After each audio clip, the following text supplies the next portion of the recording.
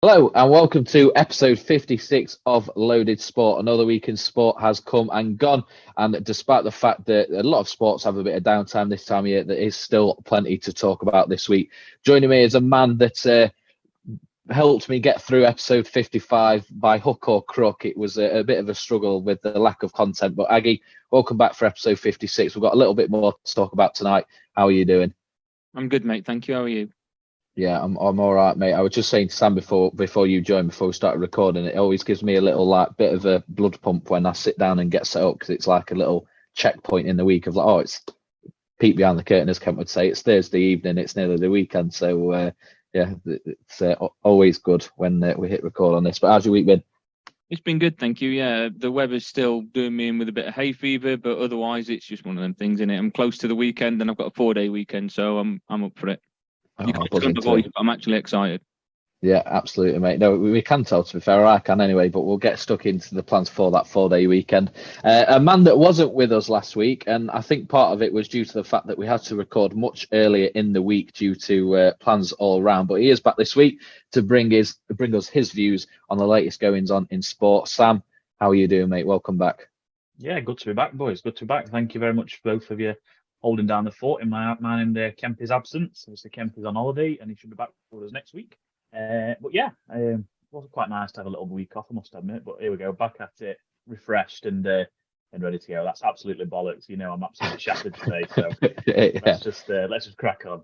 We'll get through it, but yeah, I'm tired as well. I've poured myself a little bit. It's a Styropram and glass, but it is Estrella is the beer of choice tonight. Just to, as we always say, take the edge off and get us through this next hour and a half or so, and lighten up and enjoy it as the episode goes on. But yeah, first of all, I suppose the best place to start, probably the main headline from the last week, is it is now official. Manchester United have a new number 7, a storied number, historic number across football, but in particular with Manchester United, with some of the greats over the years that have worn that number.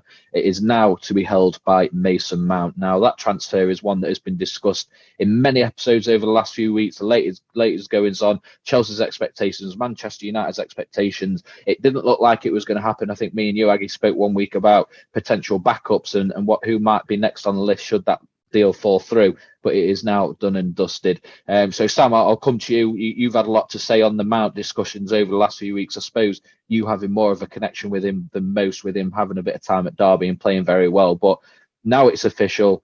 Now you've got a bit of an idea of where he might line up or how he might line up in that Manchester United team. What difference is Mason Mount going to make, and what part is he going to play in the rehaul and the rebuild that Eric Ten Hag is planning? Yeah, well, you know what? I think we've all to and froed on this one. We've all agreed unanimously that it's a lot of money for a squad rotation player. However, now it's done and it's over the line, I can kind of sit back and appreciate it a bit more. And I think it's a good signing. I really do. And I always hark back to that FA Cup final against City where United just didn't have anything at all throughout the entirety of the game for them. They tried making changes. McTominay and Fred come on, and Wout Weghorst come on, and there were no real quality off the bench. So he's definitely going to be something that I don't think, now that I've actually had time to think about it, I don't think he's going to be possibly a squad player, even a bench player. I think he's probably going to start actually. Ten Hag seems very, very high on him, and vice versa. Apparently, Ten Hag was the reason why Mount went over to United. He had a couple of offers from elsewhere. I think Liverpool showing a bit of interest as well at some point, but apparently once he'd met Ten Hag, that was it. He only had eyes for him. So yeah, I think Ten Hag will get 100% out of him. We've seen him in an England shirt before, and I think me and you, Dawson, have defended him more than most for England up to a certain extent because he just wakes his bollocks off. And Southgate at one point he wanted to play that high press and he wanted to lead from the front, and he was always the first name on the team sheet when he was playing that system. And I think it's the exact same sort of system Ten Hag is going to want to play. He's going to want to play aggressive football, the old Liverpool and Dortmund style, what Klopp's brought in, high tempo, gegenpress. And he's a perfect player for that. He's got bags of energy. He'll run all day, and he's got that quality as well. So I now that I've sat and thought about it, I do think he'll start for United, and I do think if he's going to start, it's a going rate, 60 million for a starting Premier League player. There's been a lot made of it of his actual wage that he's going to be on. It's 250 grand with bonuses and all that. So again, it's what Ten Hag set out to do. He said he's going to bring out that cap. No one's going to come and sign in a deal. You know, you're not going to have your 500 grand a week anymore. You're Alexis Sanchez, and De Gea has been forced to take a pay cut. So I think, for the good of it, we've seen the back of them days at United, and his leading from example is doing exactly what he said he was going to do. So I've actually changed my mind slightly, and I think he'll come good for United, and I think he'll start probably more games than he won't. Yeah, I completely agree with everything you've just said there. At first, when the rumours were coming out, I was thinking, is that the marquee signing that you'd be hoping for as a Manchester United fan with the positive steps that took place last year? No. Was he going to be a bit part player? But yeah, everything that you've just said there is kind of my mindset throughout the whole thing. At first, I was like, it's a good signing, but for me, it's sort of the third, fourth signing into the summer, not all the focus is on that player. I do think, he's going to be an integral part of the midfield three with Bruno and Casemiro. And yeah, you're absolutely right. The traditional sort of number 8 role that Ten Hag wants to play, them very high press, pushing the back line back, not letting them sort of advance and control the game. And yeah, you're absolutely right there with Mason Mount's strengths. It definitely plays into that. So I'm actually a lot happier now. Whether that comes across like I'm just saying it because he's now signed, but I'm definitely happier now at this point. Now I've had time to think about it. Now I've read a few articles about his strengths and what Ten Hag wants from him, things like that. It's definitely installed a lot of confidence in me than when it was very first announced. But I do think a lot of that was the main focus. We went from like potentially Harry Kane to all of a sudden it's Mason Mount and not really the sort of main position that you need. So no, I'm happy, but we'll see what happens. And I do agree. I think he'll be a better Manchester United player than he was a Chelsea player, based on the system that he'll be playing in and the sort of man management that Ten Hag offers as well, and that bit of stability, because he's not had that over the last couple of years at Chelsea. Let's be honest. Got some. What are your thoughts, Aggie? You're very big when it comes to international football. I know, being a Chesterfield fan, not a huge amount of focus on the Premier League, but with Mason Mount's strengths, what you've seen from him for England or what he does, do you think that plays into the style of play that Manchester United will want to do moving forward, or is he just someone that's there to fill out a bit of depth, which they have lacked in the bigger names, as Sam mentioned earlier? I felt that he was a player that was going to move in as a bit more of a depth option, like Sam's pointed out plenty of times. Again, that cup final against Man City and just who they had on the bench. And I think someone like Mason Mount, even if he does start, it allows one of the starters that they had from the cup final last season to be on the bench and another option. What I do hope, and I'm going to oppose both of what you two said, in the fact that he's been playing for England and how he's been playing for England.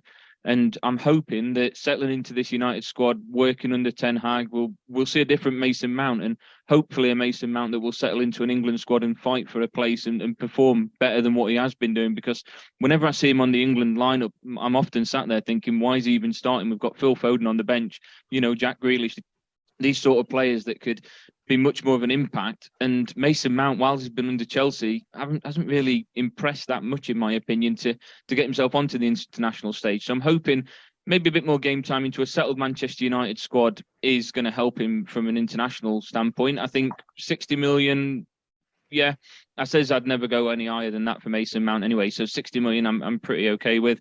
I do think that United still need to look for a striker. I know this talks about where they're looking next after Mason Mount, but their priority has to be a striker. They've got nobody that's going to get them goals on a regular basis. Yes, they've got Marcus Rashford, and I guess we've seen glimpses of him over the sort of just after the World Cup period, and we got to see what he was doing at the World Cup. But they need a striker that's going to be much more prolific for them if they're going to compete much stronger over the season with Arsenal and Manchester City next season. And definitely. Next. The big name when it comes to the striker, the one that the main link with at the moment is Rasmus Højlund from Atalanta. For me, seems like a very good prospect, someone that in 2, 3, 4 years time will be fully fledged striker, but I'm not really sure where he stands in terms of if he comes in this summer, what's he going to offer next season. So it's hard to say. Again, it's not really that marquee signing, but it's definitely one for the future. Another one as well, Sam, you mentioned when you talk about the salary cap, you mentioned De Gea. He is now officially, with the turn of the month, out of contract with Manchester United. There are apparently still talks behind the scenes.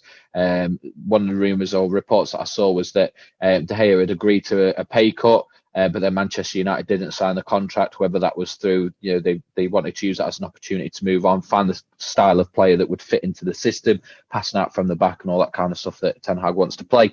The latest name, and another big sort of the main name that I'm seeing rumoured when it comes to Manchester United signings, is Onana from Inter Milan. I believe he was with Ten Hag at Ajax, so got a lot of obviously knowledge of what he can do, and clearly believes in his abilities. Latest I saw was United were looking at around £40 million bid with £5 million in add-ons, and Inter Milan were wanting closer to 50 for that upfront fee. So you would assume now talks have started that eventually it will get done, but it just seems like that typical United thing when other teams around them are making signings, it's taken them a month to make a signing, then they're moving on to the next one, and that's dragged out, and then come towards the end of the transfer window, there's a couple of panic buys. So, whether that's the Glazers, whether that's the sort of board level that causes that, I really hope Ten Hag is given the ability to sort of very quickly get together the squad that he wants, so he's got plenty of time to get them ready for the next season. But we'll see. Hopefully this time next week we'll have a bit of an update on where we're at with that. Yeah, just on your point of De Gea there, I do feel slightly for him. I mean, don't get me wrong, I know he's dropped his fair amount of clangers, but he's also, how many points did he save United over these last five or 6 years? He seems to be almost bending over backwards to keep with the team. He's obviously took the pay cut that they've asked of him, which is almost unheard of in this day and age. Again, I'm under no illusion. I know he's on a shit ton of money and it's not going to affect him all that much, but he's still done it. It's still an ego thing, and he still took his ego out of it and taken the pay cut. And one thing United have done, I mean, this is all speculation, this is rumour, this is not 100%, and Sky Sports haven't reported it, but there's a strong rumour that apparently United, as you rightfully said, his contract is now up this month, as in it's gone, he's out of contract as a free agent. Apparently United have asked him not to sign or speak to another. Well, I don't know if they asked him not to speak to another club. They've asked him not to sign for another club until they can get their business done in regards to a goalkeeper, which I think is, if it's true, I think that's shocking on their part, because one, why wouldn't you be looking for a new club if United have, allowed the contract to run out? He's already agreed to a pay cut, and they're still dragging their feet with it. They're still actively searching for a replacement for you. I think if it's true, I think it's a bit shit on United that they've actually asked that of him. I completely agree. I've not seen that personally, but yeah, if there's any element of truth to that is shocking. How can you expect a player to just sit there and wait? It's kind of that, it's the Office come along afterthought, really, isn't it? It's like, give us 6 weeks, try and sign someone, and if we don't, we'll sign the contract for you. Yeah, so. But yeah, he's been player of the year many years. In the years since Fergie left, he's been one of the sort of positives out of amongst a lot of negatives. But yeah, you're right. I don't know if you saw it. Someone dropped like an hour and a half long. They basically put a film together on Twitter of his mistakes over the years. His mistakes. Yeah. So it was a bit brutal. Obviously, people saying like as if someone's, it's not just going to have taken an hour and a half to put together. No. But yeah, sat and done that. Yeah, seeing it in a chunk, it's not great. But yeah.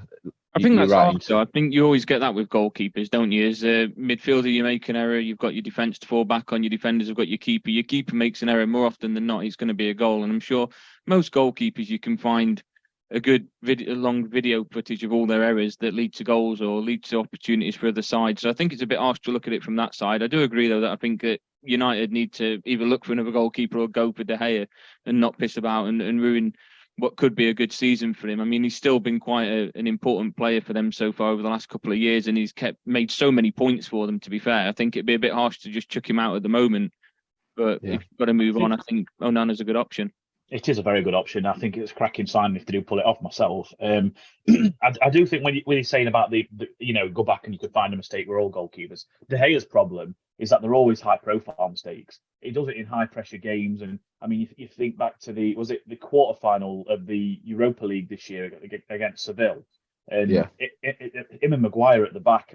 I know Maguire ultimately made the pass that cost them the goal, but De Gea should not have given him that ball in that first place. Put him straight to centre back, straight in pressure. He knows Maguire's not the most confident centre back, so. It always seems to be a really high-profile mistake with De Gea. He did it at West Ham, towards end of season when they're in the running at the London Stadium. That was it. Jared Bowen, not Jared Bowen. It wasn't. It was can't remember who it was now. It was one of the and now it's gone. It just the really weak effort at De Gea's near post, and he just dived and kind of dived over the ball, and it trickled in. And again, that was right in the midst of a Champions League running to try and secure Champions League. So that's De Gea's problem. There are always high-profile mistakes with him. Yeah, and I think a mixture of that and the fact that his weak point is clearly his footwork, which is the complete opposite of what Ten Hag wants in a goalkeeper, has led to the fact that despite him being Player of the Year for about 7 out of the last 8 years, they seem quite eager to move on from him now. They've got the opportunity, which is a shame. He's been a great player for the club. He didn't start off great. A lot of kind of similar conversations to when Lisandro Martinez joined, of his size and the position and the physicality of the league, but he's proved them wrong. And I think last season, coming out from corners, he weren't commanding at all in corners and things like that. Yeah, definitely that. But I think last season was definitely one of his weakest, and a lot of that was down to the changing style of play. So if he's out of contract and they've got the opportunity to move on from him, it probably seems like the right time if they're looking long term. But that's Manchester United anyway. Like I said, new number 7, Garnacho. I'm sure he's crying privately. I'm sure there was part of him that was hoping to get that shirt number this summer. But not to be. But a rumour or a report that's come out in the last couple of hours or so, lads, I sent it to you sort of about an hour ago to say that I was going to bring it up, but it's the latest with Kylian Mbappe and PSG. So been a lot of talk around his contract and options on extending and him having the option of leaving and all this kind of stuff. But I was going to read this to you, and then Aggie, I'll come to you first on your thoughts on where he could potentially go, what his options are, and what PSG options are in terms of cashing in on probably what will become the world's most expensive player. But Mbappe has been warned that PSG will be forced to sell some of his teammates if he tries to move to Real Madrid on a free transfer next summer. Mbappe has been given a deadline of the 31st of July this year to commit to staying at PSG until at least the summer of 2025. Otherwise, he will be sold to the highest bidder next month. So, yeah, PSG have accepted that they can't force Mbappe to sign an extension. So they've basically said you've got 3 and a bit weeks to sign a new 2-year deal, or we're selling you in August. So, Adam, what do you think to that scenario, the politics behind it, where they stand? Because you've now got one of the world's most high-profile clubs, and potentially the player that's about to come the holder for highest transfer fee. So, what are your thoughts with where they stand there? I think if you're PSG and Mbappe's that adamant that he wants out, you've got to cash in, because it's similar sort of situation to what we've been talking about with Mason Mount, but on a much higher scale, because Mbappe, of course, is worth a lot more. With his contract up at the end of next season, you either lose him for nothing and keep him for a year, or you have the option to cash in. And I think from PSG, it makes sense just to let him go. And I think the number one spot for him at the moment is Real Madrid, isn't it? And you think with that squad that Real Madrid are building at the moment, the youth that they've got there, they've added Bellingham, they've added another couple of midfielders there as well. And then just add Mbappe, who, of course, we know he's not even in his prime yet, I dare say, and he's still quite young, still got a lot to go at. For the next 10 years or so, Real Madrid are going to be the side to beat in Europe, I think. And, of course, in Spain as a result of that. Yeah. I've just got in my head the dodgeball meme. Just, it's a bold strategy, Cotton. Let's see if I hope it pays off. PSG, I think they've realised that they've just gave him the earth and they've gave him too much power. And they're just trying kind of recouping some of that power back by saying, okay, well, if you're not going to do this, we're going to sell all your mates, essentially, which is borderline on blackmail at some point, you might want to call it. So I think it's a little bit of an interesting situation. I personally think whoever ends up with Mbappe is it's a bit of a poison chalice, I think, because it seems like he's got such an ego.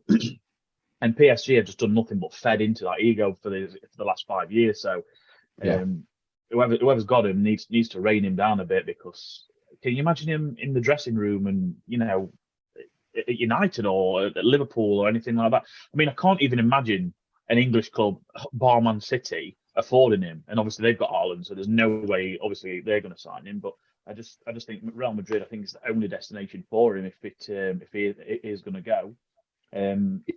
But yeah, it's a weird situation. I mean, would you not class it as blackmail, what PSG have essentially said? If you don't do this, we're going to sell your teammates.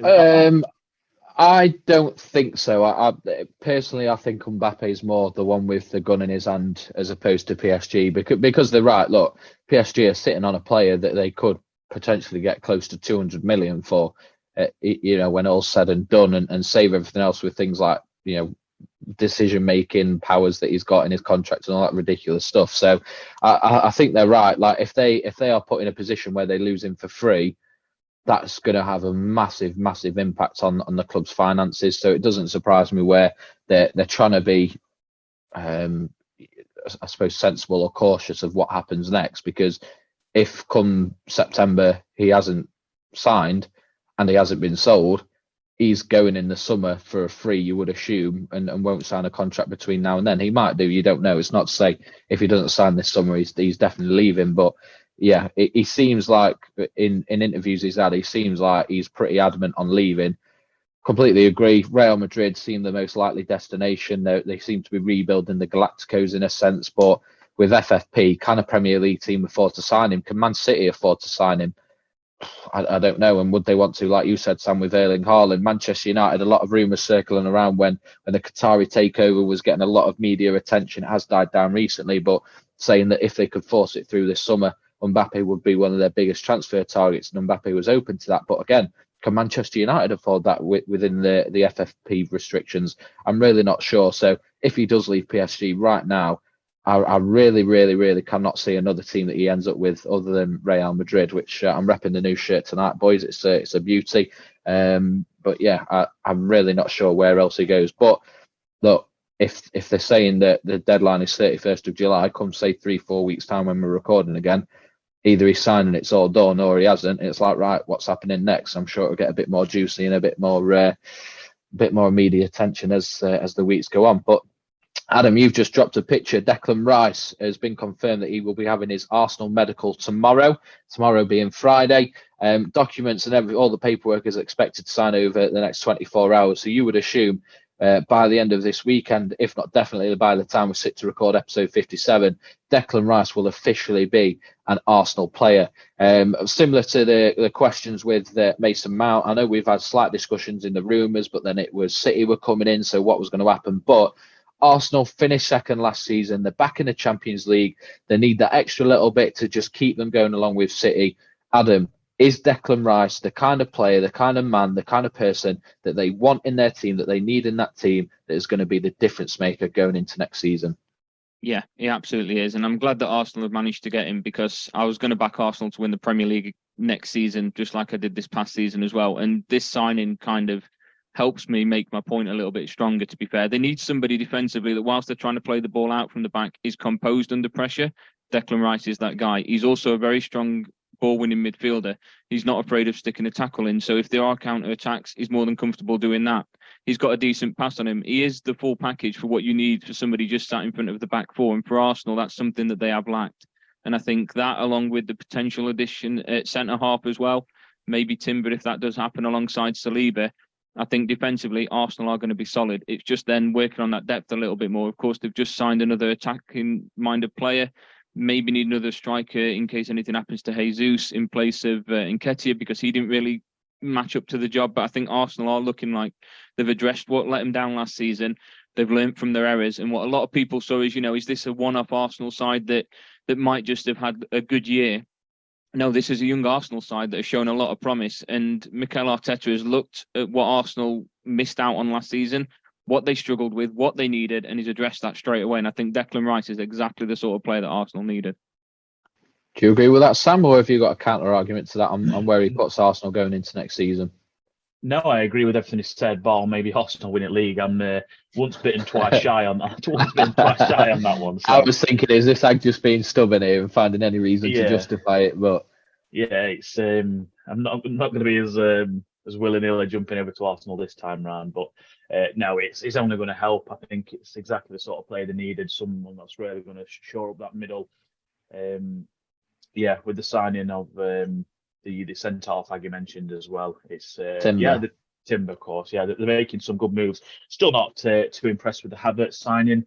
I know Mudge made a good point in the chat earlier about, obviously, Chelsea have had a lot of attacking quality players over the years that just haven't worked at Chelsea and they've gone elsewhere and they've flourished. And it is a good point, I do think, actually, and it is worth bearing in mind because, we'll see. It's a completely different structure of club. It's more expressive, more free-flowing attacking football. So maybe it is a good move for him, but I think the jury's definitely still out as far as the Havertz signing is concerned. Yeah, and maybe Havertz is that player that Adam mentioned there in terms of if Jesus gets injured or anything else like that. But I do have to agree. Signing Declan Rice, signing Kai Havertz, who again he's scored a Champions League winning goal, so he has got some pedigree there. And Chelsea have been in a bit of turmoil behind the scenes and a bit all over the place.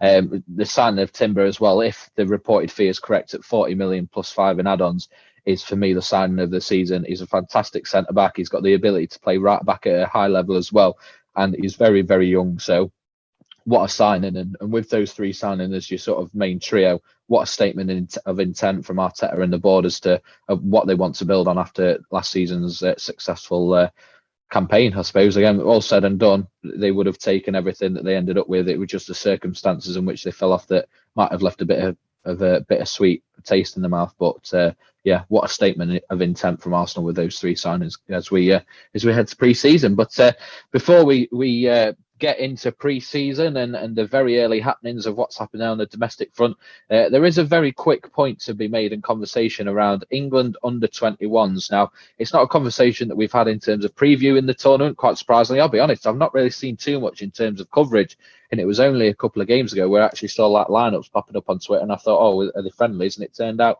it was the Euros. So yeah, maybe a bit more backing for the boys when it comes to that one in terms of how they promote it and how they get behind it. But well, just a quick one before you dive into that, I'll explain a little bit behind that. There's no TV coverage for it whatsoever in the UK. The BBC, the BBC didn't want to pick it up. ITV didn't touch it. Sky didn't want to touch it, and for some reason, the whole tournament has gone completely undocumented on UK TV.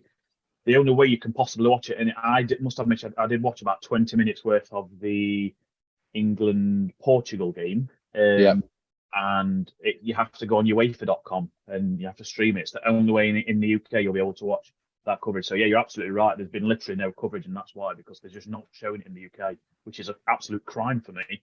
Yeah, it is a bit. But look, lads, on Saturday, England under 21s are in the Euros final facing Spain under 21s. In their 5 games so far, they're yet to concede a goal.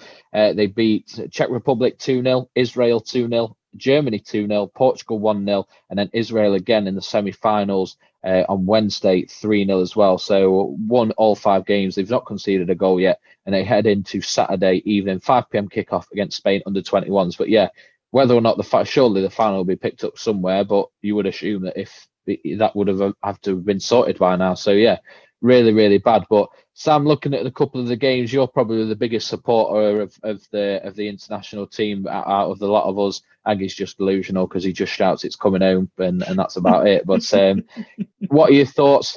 What are your thoughts on the tournament so far, and how that looks for England's future going into future major tournaments and the kind of players that could potentially be coming through? Yeah, I mean, as I say, I'll be honest, I've only watched 20 minutes of the old tournament, which is pretty poor from me, to be fair. If it were on telly, I probably would have watched more of it. It's just a bit not really accessible on the UEFA.com website. It's only good. Of course it is. It's only good. You're getting these young players that are playing in these high-pressure finals at an early stage. But I will say, what was it now? But it was about, 5 years ago when we won the under 17s or 18s World Cup? 18s, I think it was. It was, I think the biggest name in that squad was Phil Foden, wasn't it? I think he was part of that squad that won the World Cup. And now you look at the England squad, and we're one of the best squads in the world. So, yeah, we seem to have seems to be a bit of a conveyor belt of talent coming through at the minute with the English product, which is fantastic. So, yeah, as long as the under 21s doing well, as long as all the youth and the grassroots are doing well, it's of course it's only good news for the senior side. So I'm glad you said that, because I'm going to bring in a stat for you. I think it was about 5 or 6 years ago, the last time England under 21s got to the Euros final, and they played Germany. Okay. I think it was 5 of that Germany squad went on to win the World Cup. Ooh, okay. So it would have been before 2014, so a while ago. and 6 or 7 of the England team went on to play for Sunderland. So, as I mentioned at the start of, like, you know, you're seeing like the Telegraph in 2008. This is going to be the England team in World Cup 2020 and all that kind of stuff. And it's very, you might get 1 or 2. You know, in terms of the system, like, you would expect the team that is now, this will be our World Cup team in 5 years or whatever, and things like that. But it's never ever the same, is it? And I was looking at the team and I was thinking, like, who of this squad like excites me for the future? Like Gibbs White, maybe. I know you've said his name a couple of times, Sam, has sort of given him the opportunity in the full team. Levi Colwill, who was phenomenal at Brighton last year on loan from Chelsea. I imagine he'll get a chance at Chelsea. He's been, from what I've seen, pretty much an integral part of this campaign so far. But other than that, like, they've not got an out-and-out striker. They played Gibbs White and Anthony Gordon up top in the Israel game, but which, you know, they got a 3-0 win and all's well and good. But who have we got in the future once Harry Kane steps aside? I'm not really too sure at the minute. But you know, Tony's approaching 30, and it's a great point you make. And I will say, teams like Germany, they take their under-21 silverware very seriously, and they will sacrifice players out of the senior squad and tell them to drop into the under-21s just so they've got a better chance of winning it. So that's why it makes more sense of when, obviously, the World Cup winning squad, that what you say, there was 5 or so members of that team that beat England all them years ago. So that doesn't surprise me too much. The thing is with England, and especially when we've got Southgate in charge, Southgate likes to blood them in early in the senior squad. So you're looking at these under-21 players now. The really good under-21 players are already in the senior team.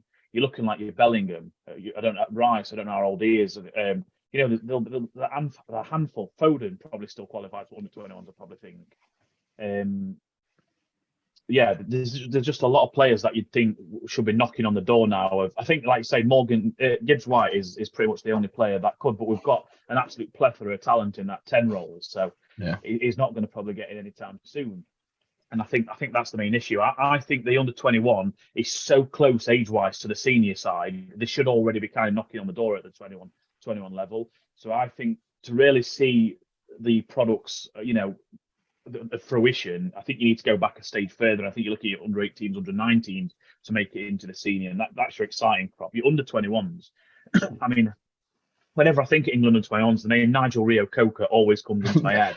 I was waiting because I was going to bring him in. I was sat here waiting. He seems to have captained that side for about 10 years. I don't know what it was, but it was just always sent to be captain in that side. I don't know how he stuck around so long. Well, what I was going to bring up was the tournament where he was captain and Stephen Taylor, I think it was Netherlands, and went to penalty shootout, and Stephen Taylor was injured as anything. On one leg. Yeah, and he had to, because obviously it got so far down, you had to take it. But the reason Rio-Coker was still playing for them at 23 was because the rule was if you were 21 or under when the qualifiers started, you could still play for them. So like qualifiers took like 2 years, and he was playing in the final at 23, and it was just ridiculous. But I was literally sat here, all I had in my head was like Nigel Rio-Coker when you were just talking then. That's whenever I think on the Twin-Ons, his name always comes into bed, and he just seems to have captained them so long.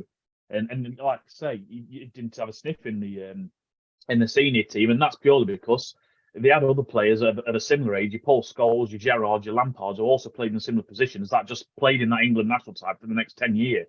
And I think the same is going to happen with this senior side. You've got your Rice, you've got Bellingham, you've got Mounts on the periphery, you've got Foden. You know, I could list the whole squad off here, Rashford. Then they're still young players in their own right. So they're going to still be in the England squad for the next probably 10 years. So these under-21s that are 2 or 3 years behind them, they're not going to see that because they're 10 years. That's going to take them into the 30s, and they're still going to be this England side, that's the senior side that's still playing now. So I think that's what has a lot to do with it. Yeah, I think it's a very, very fair point. Like, if you're good enough, you're in. It doesn't matter how old you are. Like your Judes and Rice have been playing there very young, and Foden, Rashford. So yeah, it's a very fair point. I do agree with that. Adam, any thoughts on the England under-21s? Will you be loading up UEFA.com on Saturday evening, winding up the hamster wheel to get some electricity? I know you're not much of a streamer, but what are your thoughts on the success and what that could potentially mean for the short term and probably long term success of England?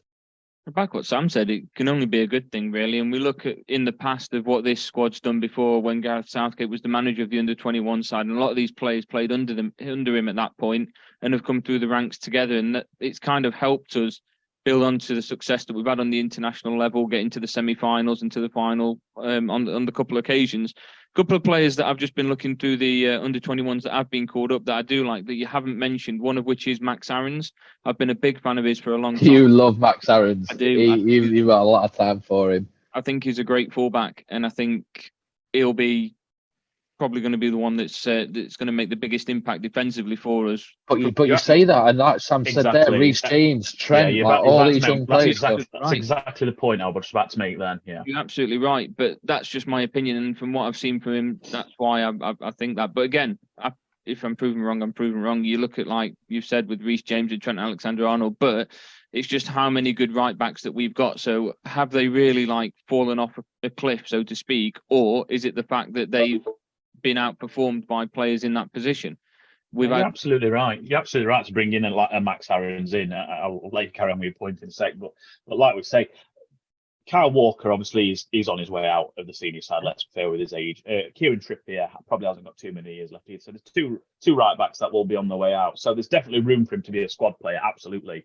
But I think that's all it'll be. I can't see. I mean, again, I might be completely wrong and you might be right here, but I can't see him uprooting Reece James. I mean, potentially it depends on the way Trent Alexander-Arnold's career is going to go now, because obviously if he does want to take midfield seriously, he might be done with right back. So it does say, I know we're only got a 2-game sort of stretch to address it on, but I can't see him moving back to that right back role anytime soon. Midfield's got to be for him pushing forward, hasn't it? To be fair, he proved himself as a midfield player much better than he has done as a right back playing for England. But yeah, even if Max Aarons goes as like a backup player for Reece James or battles with Reece James for that first spot at right back, he is a player that I could see having a decent international career. Another couple, Jacob Ramsey, mentioned from last season. I thought he'd had quite a good second half of the season under Emery. I think when he came in, he'd helped kind of elevate that Aston Villa side, hadn't he? And I think Ramsey had kind of performed okay. I don't see him. Where would you say his best position is? Because I don't watch a lot of Villa games, so if there's any Villa fans watching here, please feel free to pipe up. But is he a centre mid? Is he an out and out centre mid, or is he kind of more of an attacking midfielder that can sometimes play out wide? I don't really kind of know his position. He's more of a centre midfielder, and I think I'm not going to say he's going to replace Bellingham or Rice, but I'm thinking more from a depth perspective, because again we've got younger players, so it's going to be a case of whilst these younger players gel and obviously only improve over the next 5 to 10 years, there's naturally going to be a generation that we are going to end up skipping, aren't we? That aren't really going to get into this side. Yeah, and I think the under-21 is always the generation that seems to be skipped. It's normally, you go back one further, it's the under-18s, under-19s that seem to break into the English squad rather than under-21s. And just go on. No, go on, because I'm just going to close it off with a question to you both, so carry on. Right, well, like we've already said with a striker, we don't have an out-and-out striker in this under-21 side. It's all midfielders, attacking midfielders or wingers that we're using as strikers at the moment, so it wouldn't be the worst thing if it did skip this generation at the moment. There's just a couple of players that I'd probably say would work for us when it comes to the time of, your Jordan Henderson, your Kyle Walker retiring. So, okay, so question for you both. I've just had a very quick look there because of what you were talking about. So the semi-final against Israel on Wednesday, of the 11 players that started and the 5 players that came on, so 16 players in total, how many were under the age of 21 years old? Oh, okay. Under 21, right? Under 20, okay. So 20 years of age or younger of the 16 players that featured in the semi-final. 16 featured, under 21. I'm going to say, just for the fact you've asked this, I'm going to guess it low. So I'm going to say 6 under the age of 21. 6 out of 16. Aggie, you snitch like okay, you're going to say 7. Are you going to stick with 7 or are you going to change it? I'm going to stick with 7. Okay. You're right on it being low, Sam. It was 3. Wow. Levi Colwell, 20. James Trafford, 20. And Harvey Elliott, 20. Majority are 21. And then you've got quite a lot that are 22. Smith Rowe, 22. Gordon, 22. Angel Gomez, 22. Curtis Jones, 22. Gibbs White, 23. James Garner 22, Luke Thomas 22. I can keep going. Like some of the players that came on, Oliver Skipp for Spurs 22. So they're not going to break into that England squad. They should be there or thereabouts now. I mean, how old Bellingham? What, 19, 20?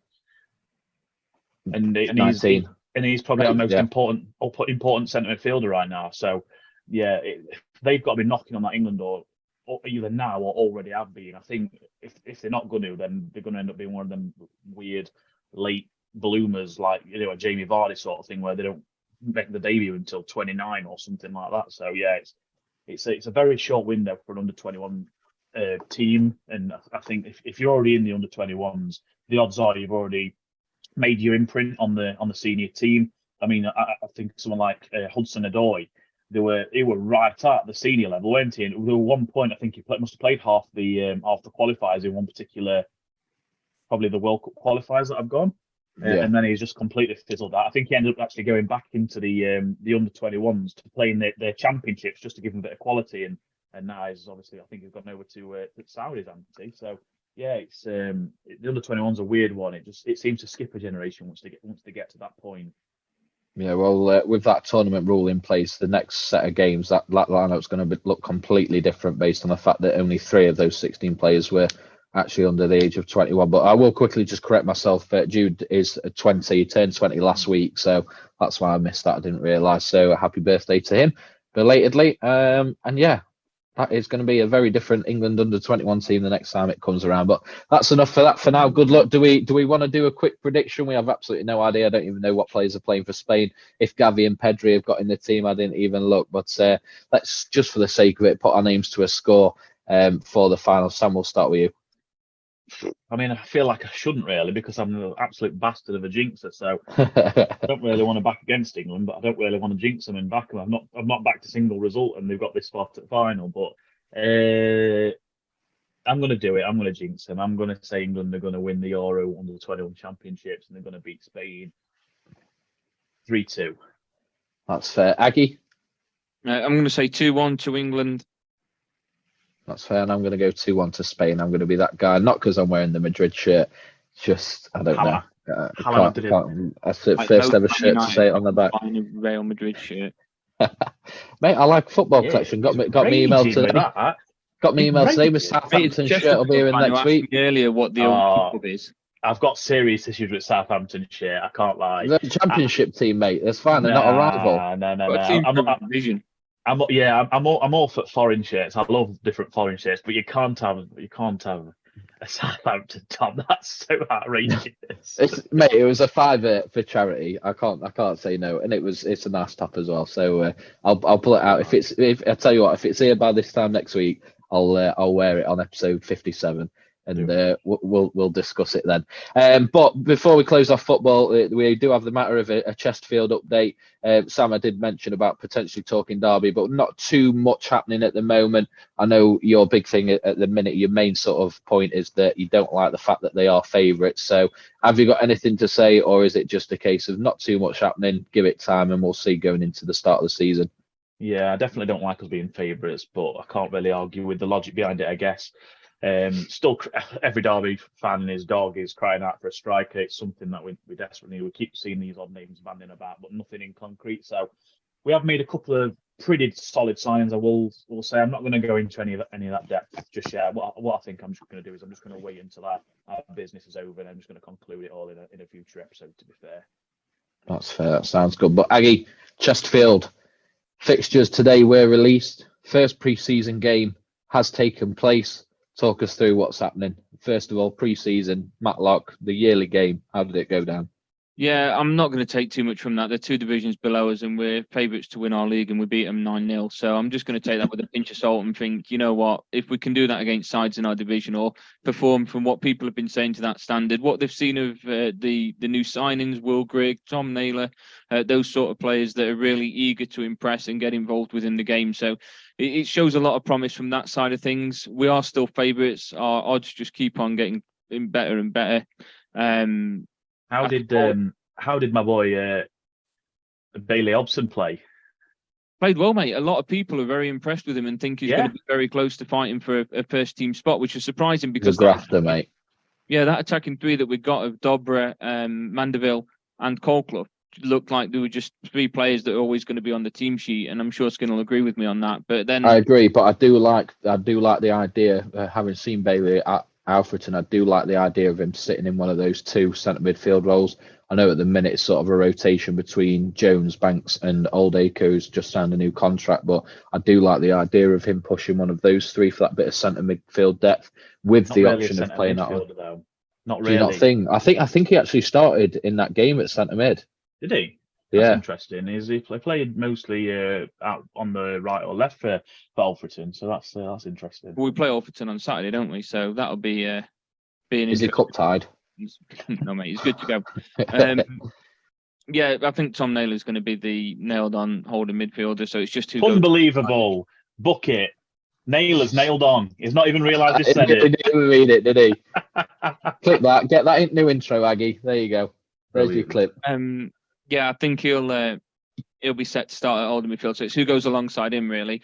In terms of the fixture list, I don't know how I've managed to blag myself 20 quid off doing a little game for this, but it's just a game of luck, isn't it? And somehow Dagenham being the 8th game's won me some money, so I'll take it. The fixture list looks very similar to what it was last season. Pretty much we start with the same team, we finish with the exact same team, and Boxing Day and New Year's is the exact same team as it has been for the last 4 years. So the fixture list looks like it's a little bit in our favour. We do have Oldham in the middle of August, but it's just a typical case of the National League. I think we've got 6 games in the first month, so it's going to be all hands on deck straight away. Yeah, busy to get things started. In terms of transfers, not too much to talk about since the goalkeeper from Everton's come on loan. I think other Pickford. than that, he's actually, from Everton fans, being classed as Pickford's replacement.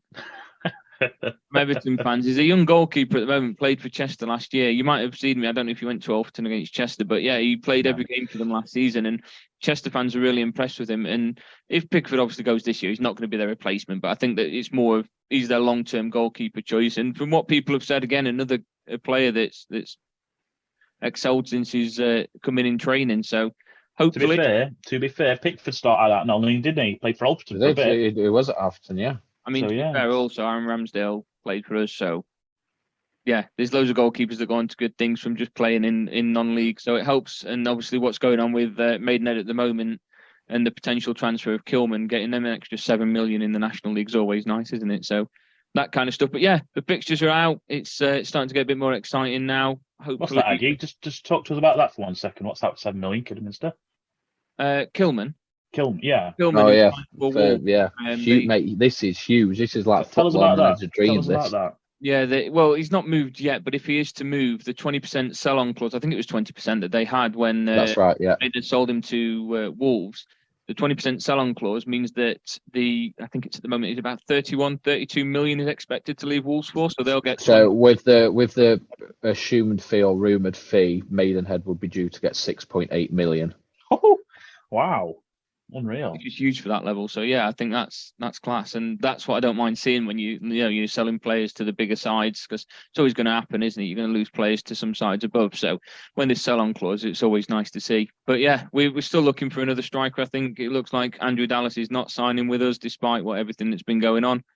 So we are looking at another one. I've seen a lot of rumours about a striker that's coming in, Championship, League One level. So he's free agent at the moment. So hopefully pen is put to paper over the next couple of days, and we've got him in time for the second half of the pre-season. Drop it. Who is it? Possibly do that, can I? Will Grigg all over again, isn't it?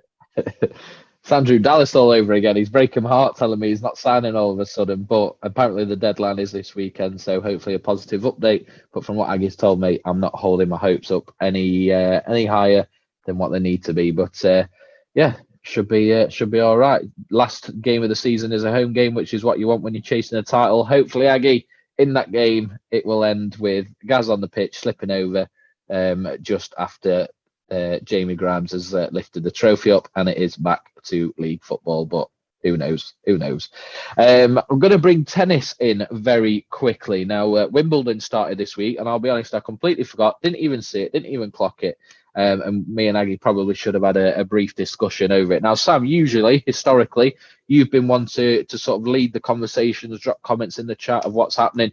But we were talking earlier today, and that you've not really been invested or took much notice this year. Andy Murray is currently on centre court playing in his first round match. And as I speak, I'm just very quickly loading it up. He has lost the first set, so he currently is 1-0 down in sets.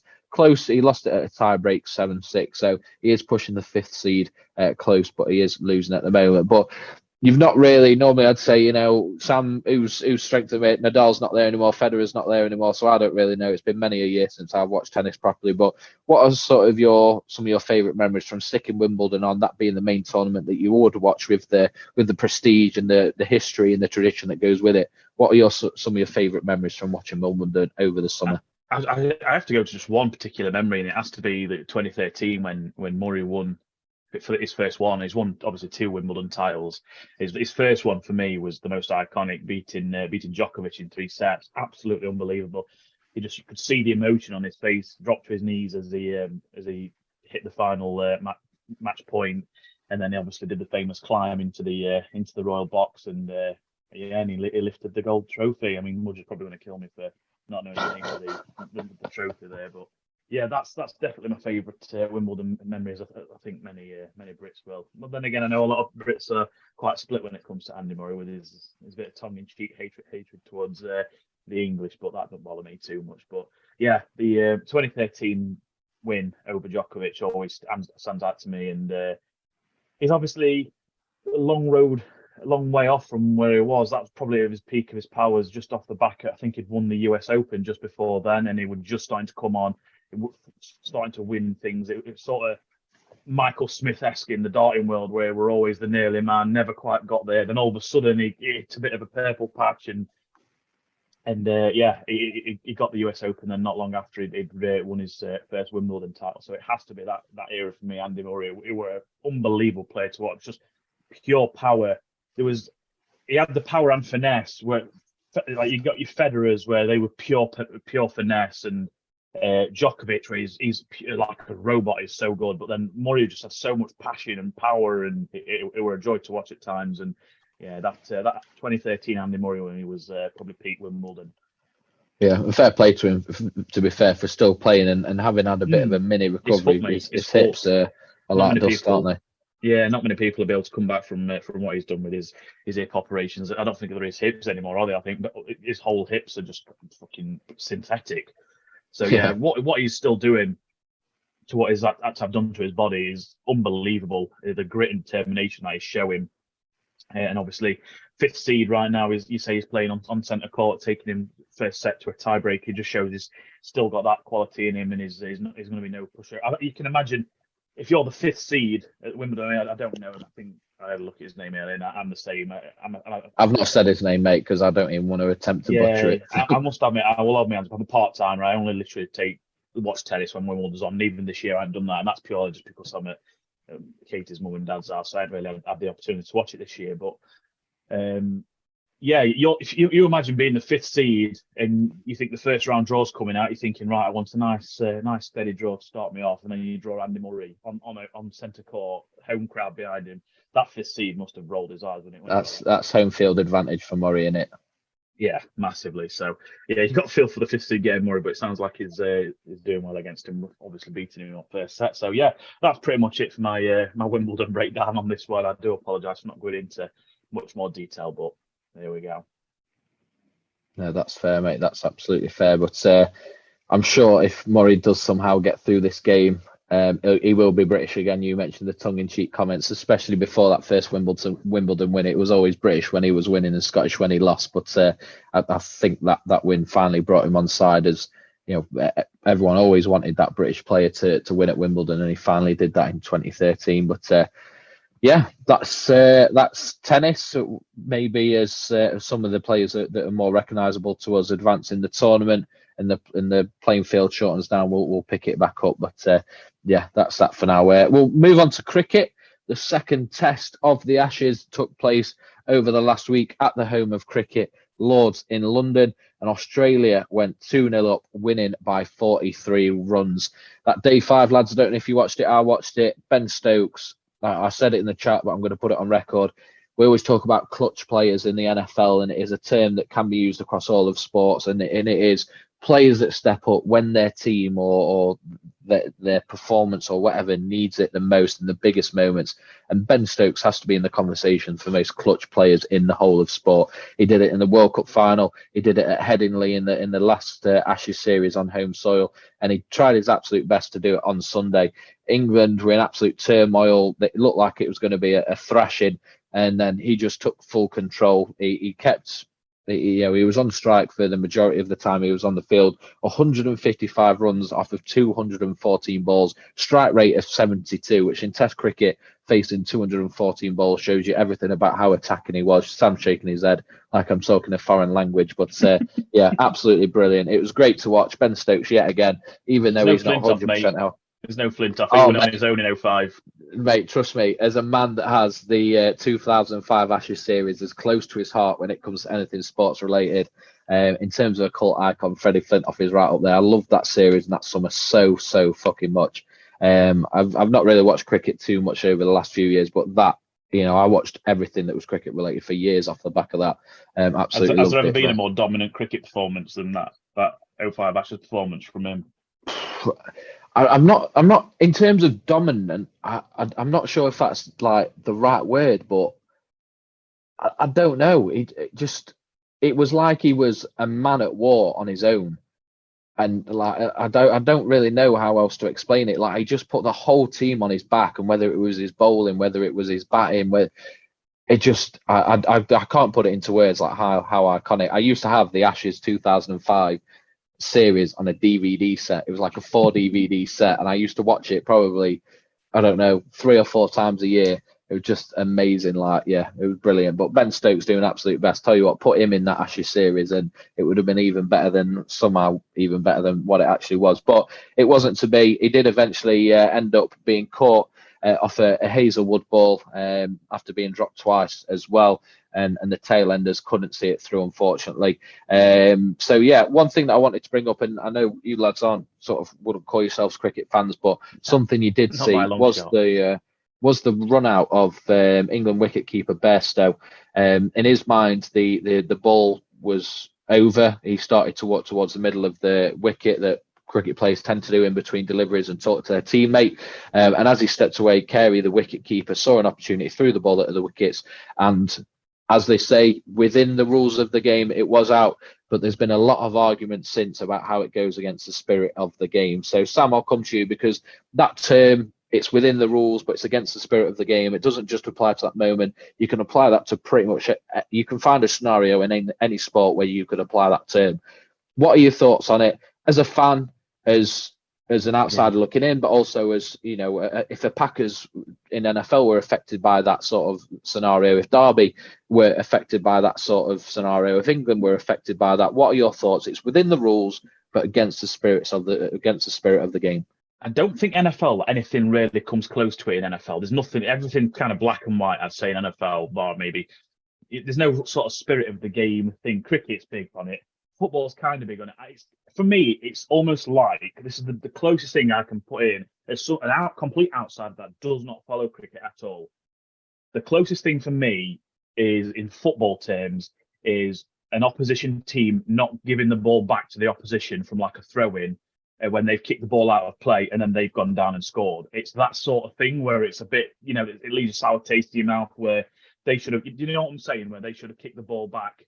They've kicked it out into touch for an injury, and they've not returned it, and they've gone down the other end and they've scored without the other team even seeing the ball. So it's kind of like that, when the spirit of the game, you should be giving the ball back to the opposition. But back to cricket, no, I mean, if it's in the rules, it's in the rules, and I think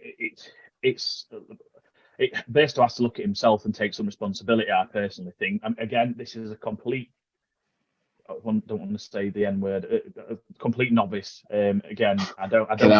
Honestly, that could have gone so many ways, and I'm glad it went the way that it did.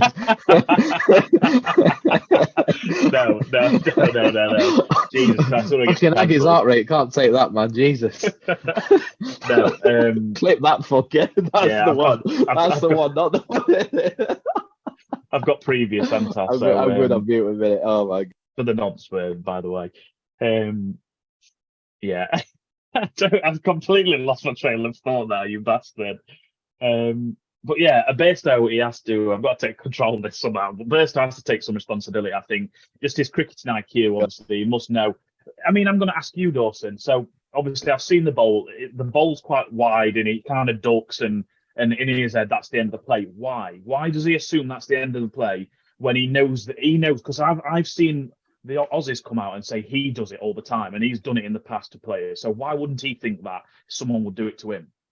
I think that some of it is just force of habit. Like the ball's gone, and I do think you do see a couple of pictures of the umpire where they've kind of just started to adjust or sort of, they've moved to say, I'm not fully focused on that moment. So I suppose subconsciously that would say the moment's over, the ball's done, so I'm going to walk. I don't think I would have consciously thought the ball is done, I'm now going to move. It's just that force of habit in it. I've missed the ball's been caught, and it's that split second. You do so many times, it's just routine, isn't it? It's not like the wicket keeper was stood right behind the stumps and it was a slow bowler. So I don't think there was sort of any conscious thought behind what he actually did. It was just sort of that force of habit. But still, for me, it's within the rules. And yeah, well, is this not a problem with the game then? Where if the player's not 100% sure if the play's still alive or not, that's what I can't seem to grasp. Again, this just for me not being able to grasp it properly. It just seems to me, why would a player not assume that the ball? It's like a footballer standing there. As they say, play to whistle, don't they? In football, everyone stops for a free kick and they'll just carry on running and score. Well, no one's blown, so it'll be a goal. It's that sort of thing. So I can't quite understand why Bairstow has thought that the play is over when he knows there's a possibility of a wicket keeper keeping, gathering the ball. That's what I don't get. Surely he would know that ball is still in play just by him playing cricket all them years. Yeah, it is a kind of, I think you've nailed it there with that play to the whistle analogy. But again, I do just think it is rhythm and routine. Wicketkeeper catches the ball. You're not making a run. It's not been caught. There's no appeal. So the ball's over there and then. But yeah, I think because it was just so quick, like if he'd have stood there for 5 seconds and then walked off and then it had happened, then it's just, Aussies are taking the piss. But fair play to Carey to be switched on and do it. And I think they did say that it was one of the things they picked up where Bairstow they noticed he was moving quite quickly away from his crease at the end of the ball. So a second later, he would have been fine. So that's definitely something for him to learn moving forward. But yeah, it's one of those things, isn't it, where if you're on the benefiting side of it, you think, oh, it's brilliant, it's fantastic, it's genius from Carey to be switched on. And if you're not, that's where you bring in it's against the spirit of the game. So much on Twitter. I follow a lot of people that like cricket, that follow cricket, that are involved in reporting on it. So when that happened, my Twitter feed was pretty much filled with people slagging Australia off for doing it. But again, if it's within the rules of the game, where's the line on they've done wrong? Because they've not cheated, they've not. And again, this is me having a completely unbiased opinion on the thing. Don't get me wrong. If I'm watching England and that situation occurs where, we're playing Germany and we've kicked the ball out for a German injury. Germany have gone down other end and scored without giving us the ball back. I'd be up in arms about it. Don't get me wrong. I'd be calling them black and blue on Twitter. I'd be saying it's disgusting, cheating bastards, respect the game. So that is me. So I can completely see, and I'm not defending, either way really. I just wanted a bit of clarity on as to why Bairstow might have thought that. But yeah, if it was my team that was affected by it and it was in that particular situation, I'd be the one bashing them. So I can definitely see. I think Piers Morgan was very vocal about it, and quite a few other cricket big fans. Time. So I can see why they would, if obviously it's something that's really frowned upon, because I'd be the same. But yeah, just letter of the law in it. The ladder. Aggie, you're the most traditional man that any of us have ever met. Mr. Compliance, here he comes. Mr. Compliance, here he comes. Do you agree with Sam? Or are you, no, it's within the rules? Or are you, no, it's not within the spirit of the game, and it's not upholding all those unwritten rules that are in place. Talk us about your thoughts. Rules are rules, aren't they? At the end of the day, and rules. That's it. Cut that. Move on.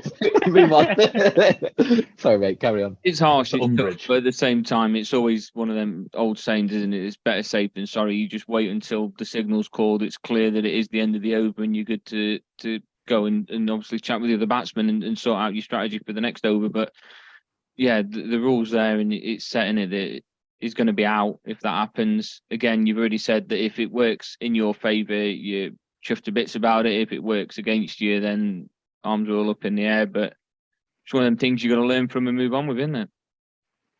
It is, mate. And speaking of moving on, the third test has come thick and fast. They've gone from the home of cricket lords in London up to Leeds this week at Headingley. And what looked like a very positive start for England, they managed to bowl. I'm just getting the correct score up now. They've managed to bowl Australia out for 263 in day one. The first and second test had the opening batting team batting throughout the whole of the first day. So it looked like a really positive start. But after 19 overs, England have also lost 3 wickets. And with their runs, are actually further behind than what Australia were when they lost 3 wickets. So could be one of those. It's a bit more overcast in England than it has been so far over the last sort of few weeks. So that will definitely play into the bowler's advantage. That's probably why England won the toss and elected to bowl first with the more overcast conditions. That does tend to favour the bowlers, and that certainly looks like the case with the day one performance for both teams. But yeah. Look, day 5 was fantastic in the first test. It was even more fantastic in the second test. So if we can go into day 4 and day 5 and England, 7 wickets down and they need 63 runs or a similar sort of situation to what they found themselves in on Sunday, it could really, really play into another really good test in what has been a great series so far. I'm going to ask you a very basic and broad general question about this whole series. Am I right in thinking it's currently 2-0 to Australia? That's right, mate, yes. Why, if England are pushing that well towards these day 5s, why is it going so wrong?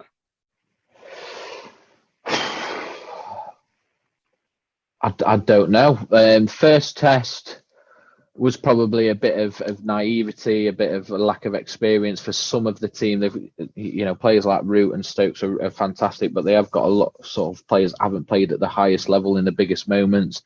The second day was it was a race against time, really, and day 5 was literally at one point England looked like they were nailed on to win, and then it looked like it could have been a draw, and then it was Australia that were definitely going to win. So it's hard to say with cricket because it is really those sort of half hour or hour periods as opposed to one moment where it completely swings it. It's more of a case of Australia can have a really good hour and now they're on top of England.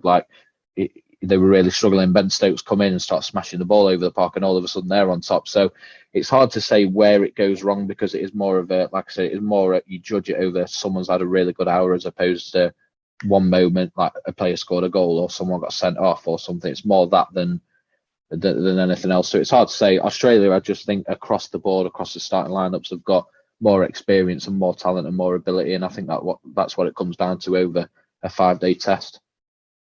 Fair enough. Good answer. But that's it for cricket, lads, and we will review the third test next week, and hopefully Kemp will have some thoughts as well. We've got quite a bit to preview next week, lads. We've got a darts match play. So Sam, get your readers on, read a little bit about the darts over the next week. That's a week-long tournament. Match play is one of my favourite tournaments of the year, one of the biggest on the darting calendar, so something for you to look forward to as well. But we're going to close this week with Formula 1. Aggie, this will be 5 minutes, so and then we'll get stuck into the weekend. So talk us through, first of all, what happened in Austria as, yes again, Sam, outsider looking in, guess who won?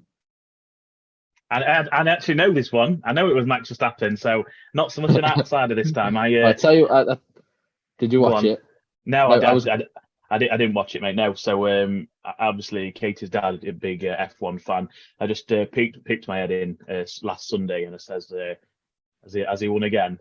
That smiling, and then he there you go. That's the one. It didn't quite get the reference, and I went, and he went, Verstappen's won. I says, yeah. It says apparently there's a bit of a annoying dominance about it at the minute, isn't it? He says, yeah. But he made a good point. He says, yeah, it's not annoying for him though. Yeah, very true. Yeah, very true. Enough. It's annoying for me, and I'm a Red Bull fan. But Aggie, talk us through what happened in Austria, as Max Verstappen wins yet again.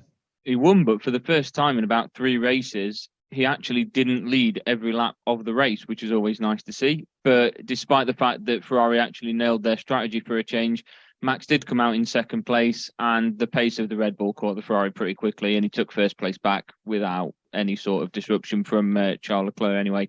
And then he also argued with his team about pitting so he could get the fastest lap, and that's how far in front he ended up getting. So, yeah, it's just Red Bull dominance, isn't it? Once again, what I am excited to see, though, is from a personal perspective, as a supporter of McLaren, is the upgrades that we've brought in. Some nice little upgrades for Lando Norris in time for the Austrian Grand Prix. Got him battling with the Mercedes of Lewis Hamilton quite consistently throughout the race. And we didn't have quite enough time to put those upgrades into Piastri's car as well. So they're going to be in place for Silverstone this weekend. Of course, we know a lot of what goes off in Silverstone is Lewis Hamilton plays better to the crowd. He seems to perform a lot better. And of course, a couple of years ago, he finished the race with only 3 tyres and still managed to complete it in first place. So hopefully we get to see a different winner to Max Verstappen in Silverstone. But yeah, Austria was pretty much one of those. Again, it's just a Max Verstappen gets pole position. Max Verstappen wins. There's promise from McLaren, of course, with the upgrades. Mercedes still trying to battle for that 3rd place finish themselves. I think Checo got it in the end. And Ferrari actually did the strategy correctly, which if they'd done 2 years ago, might have been Ferrari winning the Drivers' Championship instead of Max Verstappen. So hopefully that's a turned corner for 3 teams there. And we're not too far away from seeing a bit more competition with at least Max Verstappen, as we know that Checo's a bit behind him at the moment. Okay, Silverstone this weekend. Who have you got winning? I'm gonna go. Even I got that joke. Yeah. I'm gonna go against it, and I'm gonna say Lewis Hamilton. Oh wow! Yeah, home Grand Prix. Yeah. I think that'd be pretty iconic, wouldn't it, if he won that? Yeah, I think so. Yeah. At the moment, especially with it just being Red Bull at the moment with the dominance, but Max doesn't seem to perform as well at Silverstone as Lewis does, and hopefully that will help edge him a little bit further and get him over the line. It'll be close without a shadow of a doubt, and I think Max will be second. I'm going to go out and say Lando in third. I think the upgrades we've got, any sort of error from Red Bull, I think opens the door for an Aston Martin, a McLaren or a Mercedes at the moment. And with those upgrades, again, like I say, if we can bring them in for Piastri as well, we're looking at a very strong points finish, and hopefully we'll be able to compete a bit better for the best of the rest, which at the moment is second place. Yeah, absolutely. I'm going to go Max win, Leclerc second, and Alonso third. So no Brit on the podium. No Brit on the podium, mate. No, I just because it's in Britain doesn't mean it has to happen as much as I wanted to. There's plenty of representation, isn't there? But yeah,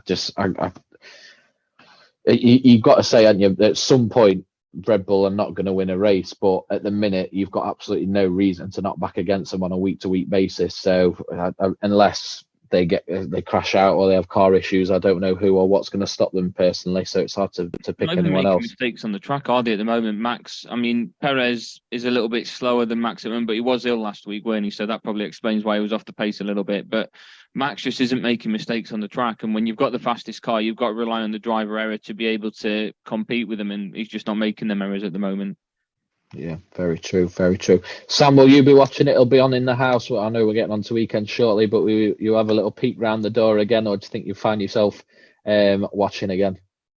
I might have a little peek towards the end, see who wins, and I'm going to throw my neck out. I'm going to say Hamilton wins. I never ever predict any of these F1 wins, but I'm just, while you were both talking, and I could just see a VT in the head of it. See headlines. No, it was more of I could just see a VT of like Top Gear in 20 years' time, just a little segment how they used to do, where in the midst of a Red Bull dominance, Lewis Hamilton back on home soil finally breaks the Red Bull dominance. I could just see that playing in the end. I thought that's prime for it, that is. So yeah, I'm going Lewis Hamilton there. There we go. Sam's found his next gig as a voiceover artist then for stuff like that. You've actually reminded me, this is a question that I was going to ask at a later date when both you and Kemp were on it, but I can ask Kemp next week. It's not a problem when we're talking, but you've never been really much of a motor racing person. It's not like, you know, myself, who sort of fell in and out of love with it, depending on, you know, if it's actually entertaining to watch or if it's dominated by one driver and that kind of stuff.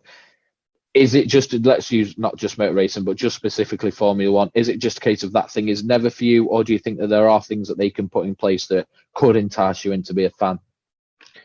I don't think it's just for me. Motorsport in general is just not really my bag.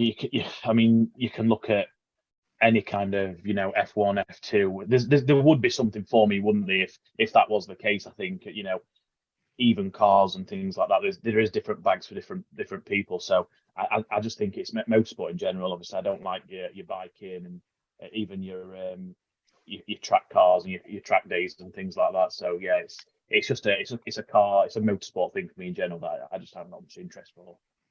That's fair. That's fair. I know, Aggie, you've probably remembered Kemp's mentioned a few times, like he'd probably be interested if it was a bit more even. So that's why I wanted to ask at some point, just to get the thoughts on if there was something that could be put in place or changed. Would that make him a fan? But I mean, me personally, I'm finding it really hard to watch at the moment. I am a Red Bull fan. I am a Max fan, but ultimately, you want to watch a race. And I feel like it's anything but that at the minute. It's more of an exhibition of cars driving around a track, Aggie. I don't know if you agree. Yeah, no, I 100% agree. I mean, I've never really seen a constant McLaren dominance. And until it picked up with Mercedes, it was literally Brawn about, 10, 12 years ago that had the best car and was the most dominant in, about 20 years. So, yeah, it's only become a more recent thing that cars have become dominant and there's not been as much competition. It's much more enjoyable to watch when it is competitive, of course it is, but at the minute it's just a case of you watching Max win and everyone else is fighting for second place. And when you don't really get any other championship, do you get a drivers and a constructors? It's not like, when you're watching football and if you finish second place, you can still, win the Champions League or win the FA Cup or something, or, that kind of thing. It's literally a case of you finish top or you lose. Shit or bust. Yeah. Would you say it's fair to say that F1's in a bit of a bad spot right now?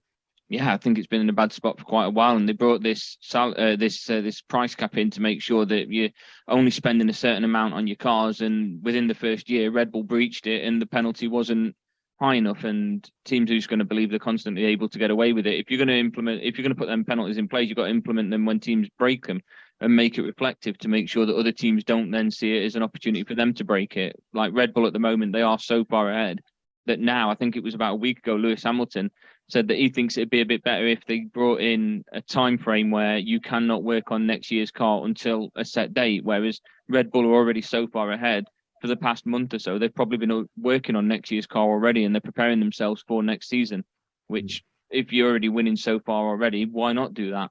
And it kind of leaves other teams at a bit of a disadvantage, which they're already working on this year's car to make it competitive, that they're losing time on next year and so on and so forth. And I think one thing that he did point out, which I do agree with, is some of the sides that are at the bottom. It's kind of like, tanking in NFL for the number one pick. If sides know they're not going to really be competitive, like Haas or Williams have been over the last couple of years, they might just focus all their effort into next year's car, not focus on this year's, and it could really affect the sport and what people are enjoying watching, because it's always nice to watch cars overtake and challenges and that kind of stuff. And at the moment, that's all we're watching for second place. Well, what if you was the governing board now then, and Red Bull obviously have infringed the price cap, what would your sanctions be? I'd make them work on the car again. I'd set them back to square one and say, look, you've breached it. You've got to work on the car from scratch and make sure it's within the finances that you're allowed to spend. And instead of giving them like a points penalty or taking away the championship, say, look, this is what you've got to do. You're working back at square one. You've only got this set funds, maybe give them a bit of a financial penalty to say, look, slap on the wrist, that kind of thing. But if they've got to work from scratch on the car again, that's a big disadvantage within itself. I don't know if you agree on that, Skin. I know you're... Yeah, it's tough to say because Sam was talking about sort of, fans and things like that. And in terms of off-field and business side of it, they're probably as strong as they've ever been with the recent deals in America. They've just brought in a race in Las Vegas and Miami. Las Vegas will debut this year. I think Miami's in its third year, this year. So they've grown massively in America, especially with the introduction of the Drive to Survive documentary on Netflix, which, if you look at their business numbers, they're just through the roof. As well, Saudi Arabia, as we know, they're looking at investing in a lot of sports. They've now got a race on the F1 calendar. Qatar has got a race debuting this year as well. So in terms of the money and the revenue they're bringing in, it is at an all-time high. My concern is that the reason why they struggled to break into the American market for so long was because drivers were, singular drivers were dominant and there wasn't much competitiveness to it. It did get to a point where it was dramatic, it was competitive, even if it was just between Lewis and Max. At least there was some battle at the front. And with the introduction of that documentary, that's why they saw the popularity rise, and that's brought in the money and the extra races and media attention and everything else that's gone with it. So I do worry what the next sort of 3 to 5 years looks like if they don't put a real focus on. If they're putting things in place to even up the cars in the field, they're actually putting consequences in place if teams don't abide by that, because it will cost them down the line. When sort of contracts run up with races, they might go, oh, the SWAT's boring again, so we're not bothered anymore. So they do need to keep on top of it. What's the point in putting rules in place if when people break them, there's no punishment? Spoken like Mr. a Compliance. compliance Exactly. But lads, that is episode 56 in the books. This time next week there'll be lots to talk about. Like I say, we'll review Silverstone and hopefully many more transfers made official and rumoured for us to go through as well. But let's talk weekends. Sam, I'll come to you first, mate. What you got planned for the upcoming weekend? I think I can just copy and paste this bit and just put it over like the next year. Okay. Yeah, we've obviously recently just rebooked to go away again. So that was why you didn't make it last week. Full circle. Full circle. Break it down. Talk us through it. Knew there was a reason. Yeah, we've booked back to go to Disney in Florida. So yeah, that's what we'll be doing. It's not until next November, but between that and saving for mortgage at the same time, it's obviously going to absolutely skint us. So I'll be having quite a few weekends at the minute where I'll be just staying in, batting down the hatches, and bucket a man to get into F1 at this rate, because I'm going to need to find something to do. Well, buy the game. Actually, don't buy the game, mate. It's absolutely shocking. I absolutely hate it. But yeah, that's fair, mate. Don't blame you. Being sensible. But hopefully, when you do go next November, when we're on episode like 147 or something, I know the time difference will be there, but you're taking time out in your afternoon to make sure you're on the recording. So we'll talk about that when the time comes. Yeah. But priorities, yeah. Aggie, you mentioned at the start again, full circle, 4-day weekend coming up. What you got going on? On Saturday, I am attending Stabley's open training session. Going to see any of the new trialists. Trialists, yeah. New signings that are going through. They played midweek against Chesterfield's youth team, so I'll get to see some of the upcoming talent for Chesterfield as well. So yeah, that's what I'm doing on Saturday. Sunday, I'm probably just going to sit and watch Silverstone. It's my niece's birthday, and I'm trying to get myself to watch Silverstone instead of go out. So top uncle. Yeah, they don't want me there anyway. Yeah, that's right. It's birthday, and it's a happy occasion. They don't want you fucking negging everyone out. Exactly. Leave me alone. Let me watch Silverstone. Yeah, you do right. That's fair. Well, you mentioned you had a 4-day weekend, mate. So what's happened there?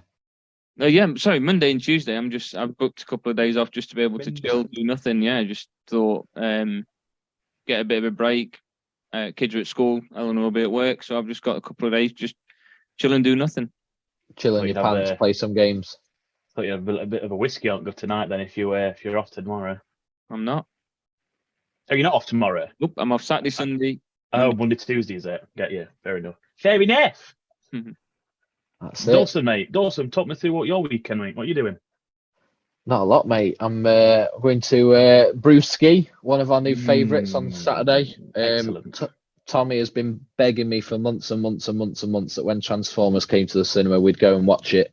And it drops the same day as Spider-Man. So we watched that, and then either I've not had him or we've been busy, so we've not watched it yet. And I think this is probably the last weekend to realistically go and watch it. So Brewski at 1 o'clock Saturday, and then I think it's 3:10 at Centertainment to go and watch that. I'm not too fussed, but he absolutely loves it. So I'm absolutely hammering the life out of Fortnite at the minute, and daily and weekly quests trying to build up, because the top tier of the battle pass is Optimus Prime skin. So who is it?